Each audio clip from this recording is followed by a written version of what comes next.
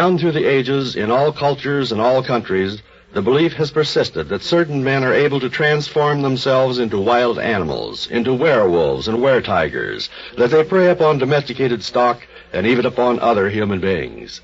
Lycanthropy, the scientists call this phenomena, and the mere fact that it has acquired a technical name would suggest that it is based on something more than primitive fantasy. But there is even better evidence than this. Witness, for example, the strange affair of Captain Choate and the elusive hyena. He was a hunter and an adventurer, this Captain Choate of the Order of Distinguished Service. Himself, in October of 1918, sitting in a hut in a village of far-off Nigeria. Nor, since he was known and trusted by the natives there, is it surprising that their leader should confide in him the misfortunes that were afflicting the village. Raiding hyenas, eh? Yes, Captain. Or perhaps one hyena. He steals among us at night. He destroys everything. He has the body of an animal, but the brain of a man. What? You see, Captain, he is a man. At night, he transforms himself into a hyena. We know. We have followed his tracks, and always they lead to the next village, and always, just before they reach the village, they turn into human tracks. Mm-hmm. Yes, I'm sure they do. Well, whatever he is, my friend, tonight we're going to get him.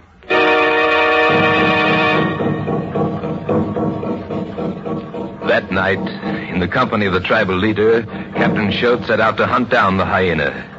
When the two men reached the outskirts of the village, a bright moon was shining. They made their way cautiously through the treacherous swampland. For more than an hour they walked thus, their every sense alert. And then suddenly... Look, there he is. Lord, what a brute. Some distance away, an enormous hyena was slinking furtively across a clearing, his great hulking form silhouetted in the moonlight. Captain Choate took careful aim. Got him!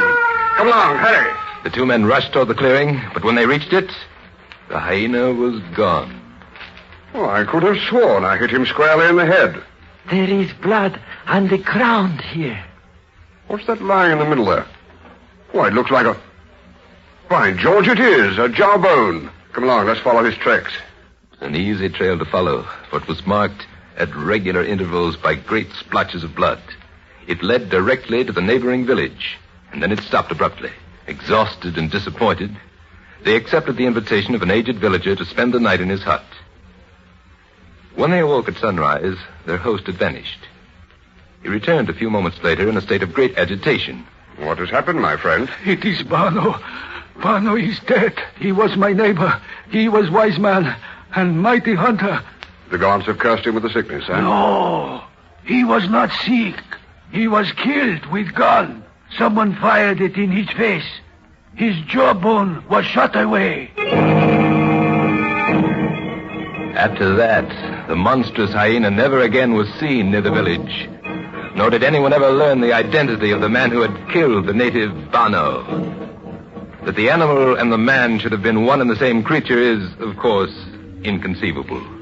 But what other explanation is there for this baffling story? A story incredible, but true.